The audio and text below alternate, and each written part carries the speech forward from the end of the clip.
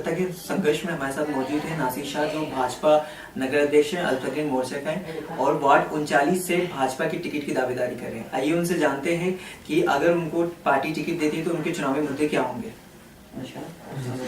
अगर पार्टी आपको टिकट देती है तो क्या चुनावी मुद्दे होंगे? सबका साथ सबका विकास की बात को आगे बढ़ाते हुए माननीय प्रधानमंत्री नरेंद्र मोदी जी ने देश में सरकार बहुत अच्छी चलाई और कहने को ही बहुत छोटा चुनाव होता है पार्षद का, लेकिन बहुत महत्वपूर्ण चुनाव है। तो उसी बात को मैं भी आगे बढ़ाऊंगा और ख़ास तौर से चूंकि मुस्लिम बहुल क्षेत्र है और मुस्लिम बहुल क्षेत्र में छोटी छोटी समस्याएं हैं और छोटे छोटे विवाद हैं, तो मैं चाहूँगा कि निर्विवाद खजराना हो और विकास की जहाँ तक बात है जो बेहतर से बेहतर विकास हो, इन दोनों बातों को लेके मेरा मुख्य एजेंडा ये रहेगा। दूसरी बात ये है महत्वपूर्ण है जो है, कई बार आपने खजाना में घूमे हो देखा होगा कि इंदौर का अगर देखा जाए तो मुस्लिम क्षेत्रों में सबसे विकसित और डेवलप वाला क्षेत्र खजराना है और यहाँ आसपास बड़ी बड़ी टाउनशिपें हैं सब है। तो यहाँ खजराने के जो मूल निवासी हैं, खजराना के लोग हैं, उन्होंने कभी किसी वाद विवाद में ना रहे और शहर से कुछ लोग उठाई गिरे कह सकते हैं, अवैध प्लाटों पे कब्जे धारक कह सकते हैं, ऐसे लोग आके जो गरीब लोग हैं, पीड़ित है, उन काय से प्लाटों पे कब्जे करता है और कुछ लोगों का संरक्षण लोकल लोग एक दूसरे पे आरोप लगाते हैं। मैंने देखा कई जगह, लेकिन काम करना कोई नहीं चाहता। आप अल्पसंख्यक मोर्चा भाजपा के नगर अध्यक्ष हैं, तो उसको लेकर आपने अल्पसंख्यक के लिए क्या कदम उठाए? और आप जिस तरीके से बात कर रहे हैं कि अवैध प्लॉट कब्जे में, तो क्या आपने कोई कार्रवाई नहीं की? मैंने ऐसे व्यक्तिगत तौर पर आपको बताता हूँ कि दिखावा अलग हो गया और काम करना अलग। मैं हमेशा इस बात का पक्षधर रहा हूँ कि जिस समाज में मैं राजनीति कर रहा हूँ वो समाज भयमुक्त हो और समाज उन्नति वाला हो।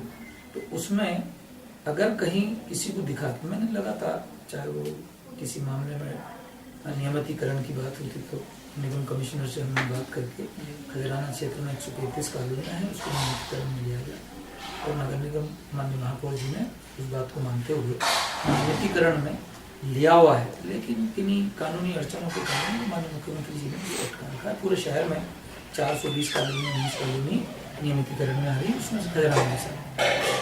वर्तमान में जो पार्षद है उनका कहना है कि कई करोड़ के विकास कार्य कराए और केंद्र में जब कांग्रेस की सरकार थी तो उन्होंने 100 करोड़ रुपए खजराने के लिए लाए। इस पर आप देखिए, हंसी आती है इस बात को। पार्षद की हैसियत क्या है? साल में 10 लाख 12 लाख का बजट रहता है, वो करा ले, इतना काम तो बहुत है। केंद्र में सरकार से 100 करोड़ रुपए लाना सपने में लाए होंगे वो, असलियत में तो मेरे को नहीं लगता ला सकते। वो लाए तो जनता के सामने हिसाब दे, बताए वो किस मद से और किस फंड से लाए, जो झूठ बोलते हैं।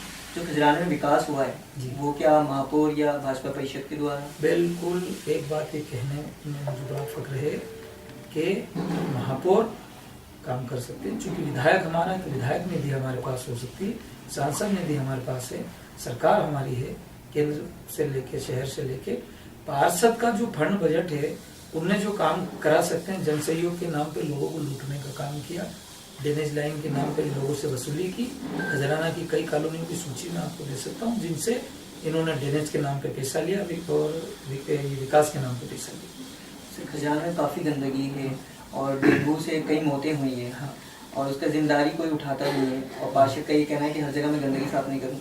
आपने अपनी तरफ से डेंगू के प्रकोप को रोकने के लिए कोई कदम उठाया? मैंने देखिए, स्वास्थ्य समिति के हमारे प्रभारी मुन्नालाल यादव जी हैं, मैं उनको विशेष तौर पर बुलाया, सारी जो गंदी बस्तियों का दौरा कराया, उनको दिखाया और वो बहुत मेहनती व्यक्ति है।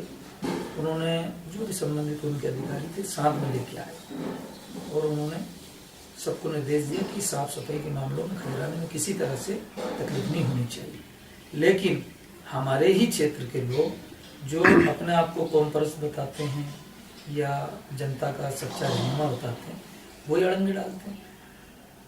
दो बातें मैं बताना चाहता हूँ। खजराना मेन रोड जो है लगभग 100 फुट का है, लेकिन जब अभी निकल के दिखाते एक सिटी बस अगर आ जाए तो दूसरी गाड़ी क्रॉस नहीं हो सकती। इन लोगों के कब्जे हैं, ठेकेदार बनते गिने चुने लोग, अगर मेरे जैसे लोग आए ना तो इनको ठीक कर दूंगा मैं। हर तरह के से ठीक करना आता है। गंदे बुरे लोगों को ठीक करने के लिए राजनीति में मैं आया, मेरा गंदा नहीं है। और मैं ऊपर वाले से दुआ करता हूँ, साल का अंतिम दिन है और आने वाला साल मैं जनता की बेहतरी के लिए काम करूँ।